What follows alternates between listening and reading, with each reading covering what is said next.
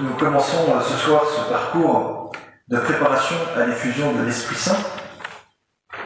C'est un parcours qui aura lieu donc en 4 séances de préparation et une veillée de prière le 25 mai, donc juste après la Pentecôte, pour pouvoir demander concrètement par une prière l'effusion de l'Esprit Saint.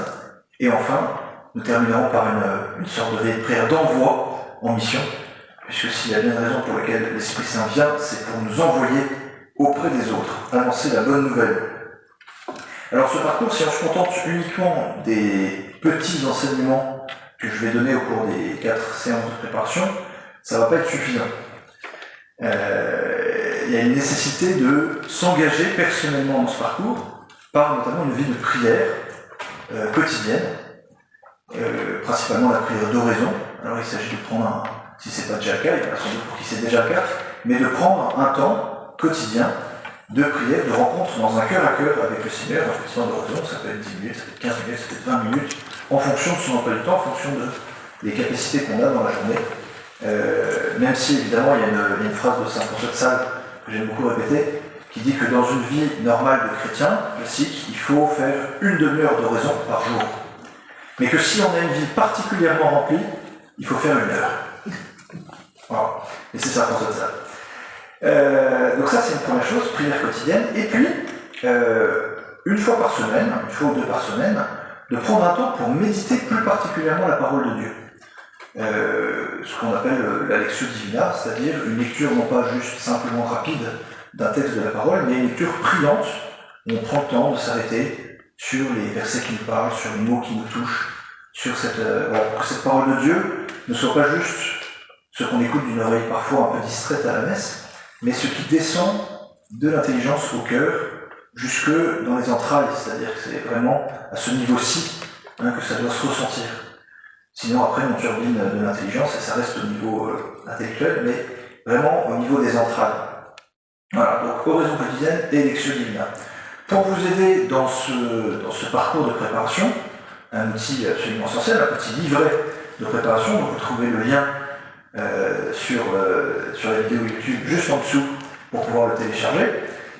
Et si vous voulez aller encore plus loin, donc trouver de manière un peu plus développée ce que vous avez dans ce livret, vous avez ce livre, donc publié par les éditions de l'Emmanuel, Recevez l'Esprit Saint, donc, qui est un parcours en soi de lequel je vais m'inspirer pour ces enseignements. Esprit très saint, toi qui emplis tout l'univers, viens en nos cœurs, viens Esprit du Seigneur, viens nous t'attendons.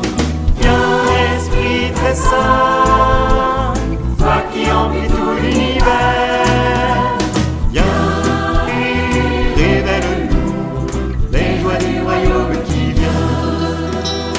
Toi qui connais les mystères de Dieu, Esprit de vérité, enseigne-nous, viens et demeure en nous, viens nous éclairer.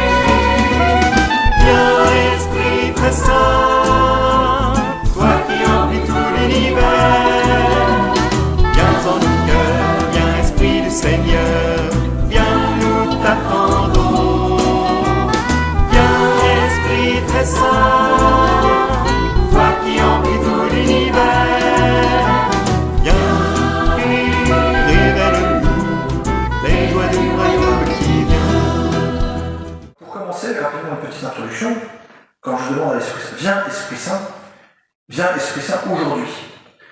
En fait, il nous faut comprendre ce qui s'est passé à la Pentecôte, la première Pentecôte, il y a 2000 ans, et pourquoi ce qu'on demande en fait aujourd'hui, c'est-à-dire une nouvelle Pentecôte. Il y a l'événement de la Pentecôte que vous connaissez tous au 2e chapitre des Actes des Apôtres, mais qui correspond déjà, si on s'y regarde bien, à une promesse de Jésus. Jésus, de son vivant, avait, avant sa passion, sachant qu'il allait le quitter, avait promis à ses disciples justement de ne pas les laisser orphelins. Je prierai le Père et il vous donnera un autre défenseur, un paraclet, pour qu'il soit avec vous à jamais. Quand il viendra, lui, l'Esprit de vérité, il vous introduira la vérité tout entière. Voilà, ça c'était dans le dernier discours de Saint Jean de Jésus avant sa passion, chez Saint Jean. Et après sa résurrection, Jésus a renouvelé sa promesse. Et moi, voici que moi, je vais vous envoyer ce que le Père a promis. Vous donc, demeurez dans la ville jusqu'à ce que vous soyez revêtus de la force d'en haut. Partez pas tout de suite de Jérusalem, attendez la venue de l'Esprit Saint. Et il disait aussi, Jean, lui, vous a baptisé dans l'eau, moi, c'est dans l'Esprit Saint que vous serez baptisés sous peu de jours. Vous allez recevoir une force, celle de l'Esprit Saint qui descendra sur vous. Vous serez alors mes témoins à Jérusalem, dans la Judée et la Samarie, et jusqu'aux extrémités de la terre. Voilà cette promesse de Jésus. Et quand on lit le récit des Actes des Apôtres, au chapitre 2, on a une première constatation, lorsque l'Esprit Saint vient, deux préalables. D'abord, deux points importants, les disciples, les apôtres, avec Marie. Le livre des Actes nous dit qu'ils étaient à peu près 200 rassemblés à ce moment-là.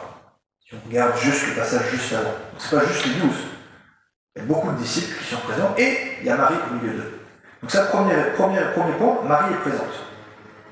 Très important. Et deuxième point, ils prient ensemble. C'est pas chacun dans son coin. On prie ensemble pour recevoir l'Esprit Saint.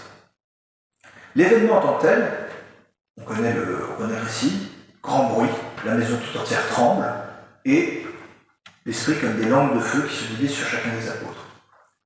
Avant de regarder un peu ce que ça veut dire concrètement, il faut regarder le contexte dans lequel ça se fait. La Pentecôte, c'est pas anodin, c'est une fête juive, à l'origine, qui commémore déjà le don de la loi au peuple d'Israël, qui fait mémoire de l'alliance au Sinaï, dans le livre de l'Exode, de ce moment où Dieu donne sa loi inscrite sur des tables de pierre, don de la loi. Et ça se manifeste déjà à l'époque par un vent violent, par le feu sur la montagne. Les Hébreux sont en bas, au pied de la montagne, ils voient le feu, la foudre, les éclairs, ils entendent le bruit, le tonnerre. Voilà. Et donc là, de la même manière, on a la manifestation de l'Esprit par un bruit qui remplit toute la maison et par ce feu qui se sépare sur chacun des apôtres. Ça nous dit deux choses. D'abord, le bruit remplit toute la maison. C'est-à-dire la maison, quand on parle de la maison où se réunissent les disciples, ça symbolise l'Église. Donc c'est un don qui se fait pour la plénitude de l'Église tout entière. Et c'est un don qui ensuite est un don personnel pour chacun des apôtres. Donc il se manifeste différemment en fonction de celui qui le reçoit. Donc ça nous dit vraiment que toute effusion de l'Esprit procède vraiment du don fait par Dieu à son Église. On a vraiment cet effet, on le voit sur les apôtres, ils étaient lents à comprendre, apeurés, enfermés, et d'un coup deviennent audacieux, intrépides, clairvoyants, pour annoncer la bonne nouvelle. Ils sortent de chez eux, on voit apparaître des charismes, ils se mettent à parler en langue, tout le monde les comprend, chacun dans leur langue. C'est un peu l'inverse de la division qui s'était faite à Babel, vous savez, où l'homme, en essayant de s'élever par ses propres forces à Dieu, avait perdu l'unité, division des langues, et là, l'inverse se produit en recevant justement de Dieu sa propre unité. Eh bien, c'est Dieu qui permet à l'Église d'être annoncée à toutes les langues de la terre, dans toutes les langues de la terre. L'Église de proclamer la bonne nouvelle dans toutes les langues de la terre. La Pentecôte, c'est l'inverse de Babel, c'est l'anti-Babel. Et puis il y a ce côté un peu exubérant, vous savez, de l'action de l'Esprit Saint. Les apôtres, il est 9h du matin et les témoins ont l'impression qu'ils sont remplis de vin doux, même s'ils ont un peu trop bu. Alors que, bon, matin, c'est un peu limite quand même. Mais donc, il y a quelque chose d'inhabituel dans leur manière de se comporter, comme s'ils avaient bu. Voilà. Quelque chose qui dérange, en fait, finalement. C'est quand même très bizarre d'avoir quelqu'un en face de soi qui se comporte comme s'il avait bu. C'est un peu dérangeant. Il n'en est rien, évidemment, mais c'est l'ivresse de l'Esprit Saint. Donc nous, on ne sait pas trop comment se positionner par rapport à ça. C'est une manière d'agir qui nous déconcerte un peu. Bien pour ça, le fondateur de la communauté d'Emmanuel, un des fondateurs de la communauté d'Emmanuel, quand il avait reçu cette effusion de l'Esprit Saint, il se mettait à chanter en langue dans le métro. C'est assez déconcertant pour les personnes comme ça qui le voient. Voilà. Et lui, pas de problème. Il chantait en langue dans le métro. C'était tout naturel. Voilà. Donc on pourrait se dire effectivement qu'il avait un peu trop bu. C'est l'expérience des apôtres. Mais il y a un père de l'Église qui s'appelle Saint Éphrem, Saint Éphrem le Syrien, qui dit justement, à propos de l'Esprit Saint, il dit, en prenant cette image justement du vin doux, de l'ivresse des apôtres, il dit c'est un vin nouveau qui coule du ciel, un vin nouveau qui a été pressé sur le Golgotha. Et les apôtres le firent boire et enivrèrent ainsi toute la création. Le vin de l'Esprit Saint. Accepter de se laisser déranger. Alors, ce qui est intéressant, c'est que ça ne se limite pas seulement au deuxième chapitre des Actes des Apôtres.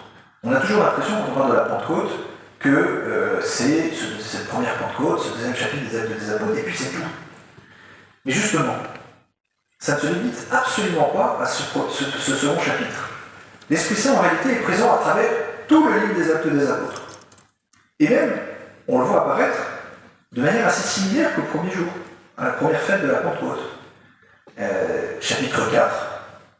Tandis qu'ils priaient, il s'agit de nouveau des disciples, les apôtres, l'endroit où ils se trouvaient réunis trembla. Tous furent alors remplis de l'Esprit Saint et se mirent à annoncer la parole de Dieu avec assurance. Globalement, il y avait même signes. Deuxième Pentecôte. Et ça va se reproduire à plusieurs reprises. Pierre, qui est appelé par le centurion Corneille, pour les rencontrer, il est en train de leur parler, tout va bien, et puis paf, l'Esprit Saint tombe sur Corneille et sa famille. Alors là, Pierre se dit, bon, il n'y a plus qu'à les baptiser. L'Esprit Saint a anticipé. Et l'Esprit Saint n'arrête pas, justement, tout au long des Actes des Apôtres, de descendre. Les Samaritains sont baptisés, reçoivent l'Esprit, Étienne est rempli de l'Esprit Saint. On a vraiment toute une foule de personnes que l'Esprit, justement, de Jésus renouvelle en profondeur. Page après page, on découvre vraiment cette œuvre de l'Esprit. Il transforme les cœurs, il chasse la peur, il met en mouvement, il donne courage, assurance, il inspire toutes les paroles à dire, donne des instructions d'ailleurs aussi sur la conduite à tenir ou à ne pas tenir. Saint Paul dit, l'Esprit m'a interdit d'aller là-bas. Bon. Et puis poussé par l'Esprit, je me rendis là-bas. C'est assez... Voilà, une ouverture complète à l'Esprit qui fait que toutes ces décisions sont guidées par l'Esprit Saint. Alors, on est un peu étonné quand on lit les Actes des Apôtres et qu'on voit l'importance de l'Esprit Saint, de se rendre compte qu'en fait, finalement, dans l'Église catholique latine, l'Esprit Saint, on l'a un peu oublié. Alors on pourrait se dire, c'est la personne de la Trinité la plus discrète, le Fils on voit assez bien, le Père nous est montré par le Fils, mais l'Esprit, pour le saisir, mettre un visage, c'est compliqué. Et donc on pourrait se dire, c'est peut-être normal qu'on ait un peu oublié. C'est pas normal, les orthodoxes, eux, n'ont pas du tout oublié. Du tout. Alors comment prendre conscience, justement, comment c'est peu à peu imposer cette idée que la Pentecôte, en réalité, n'était pas un événement du passé, mais que c'était toujours la Pentecôte. Aujourd'hui, chaque jour qui passe, en tout temps, en tout lieu. Nous n'avons rien à envier, en réalité, aux apôtres et aux premiers disciples. Nous avons la possibilité de recevoir comme eux, de la même manière qu'eux, l'Esprit Saint. L'Esprit désire toujours se donner aux hommes, et nous n'avons, nous, qu'à nous disposer à le recevoir. Alors si je regarde dans l'Église catholique, à la fin du 19e, on a le pape Léon XIII, qui, poussé par une religieuse mystique italienne, va initier justement le renouveau de l'Esprit dans l'Église. Le 1er janvier 1901, premier jour du nouveau siècle, il chante le Veni Creator et il consacre le nouveau siècle à l'Esprit Saint.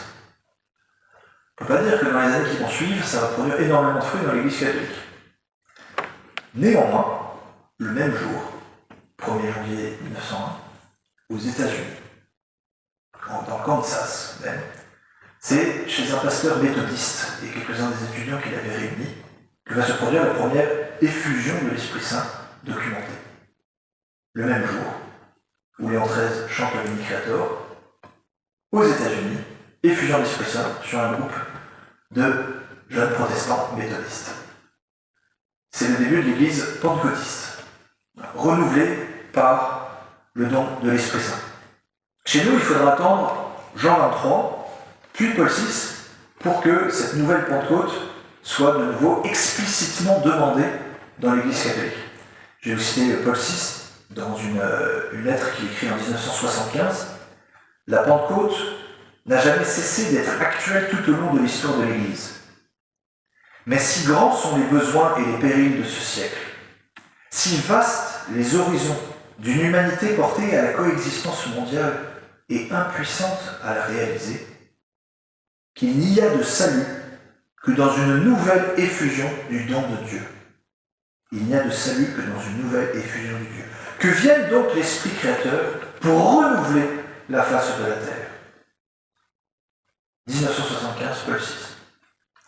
Mais déjà Vatican II avait déjà senti un peu les choses. Le même Esprit Saint, c'est dans Lumen Gentium, la Constitution sur l'Église, le même Esprit Saint, non seulement sanctifie le peuple de Dieu, le conduit au moyen des sacrements et des ministères, mais en distribuant à chacun ses dons comme il lui plaît, il dispense également, parmi les fidèles de tout ordre, des grâces spéciales. À chacun, la manifestation de l'Esprit est donnée en vue du bien commun. Vatican II parle ici des charismes. Et évidemment, les papes vont en parler tour à tour, Jean-Paul II, Benoît XVI, François. François, dans un de ses textes qu'il adresse en 2014, dit « Le renouveau charismatique est une grande force au service de l'annonce de l'Évangile dans la joie de l'Esprit Saint. Vous avez reçu l'Esprit Saint, qui vous a fait découvrir l'amour de Dieu pour tous les enfants, tous ces enfants, et l'amour de la parole. J'attends de vous que vous partagiez avec tous, dans l'Église, la grâce de l'effusion de l'Esprit Saint. » Il s'adresse justement à des membres du renouveau charismatique. J'attends de vous que vous partagiez avec tous, dans l'Église, la grâce de l'effusion de l'Esprit Saint. Ce n'est pas quelque chose qu'on doit garder pour soi. Alors pour se préparer justement à cette effusion, avant de commencer justement proprement le parcours en tant que tel, je vais vous citer, j'avais dit au début en introduction que c'était absolument essentiel, l'Esprit Saint pour la vie chrétienne. C'est même le cœur de tout. Il y a je vous cite un autre père de l'Église, là pour le coup c'est un Séraphin de Sarov, qui dit la prière, le jeûne, les veilles, les autres actions chrétiennes, aussi bonnes qu'elles puissent paraître en elles-mêmes, ne constituent pas le but de la vie chrétienne, même si elles aident à y parvenir. Le vrai but de la vie chrétienne consiste en l'acquisition du Saint-Esprit de Dieu.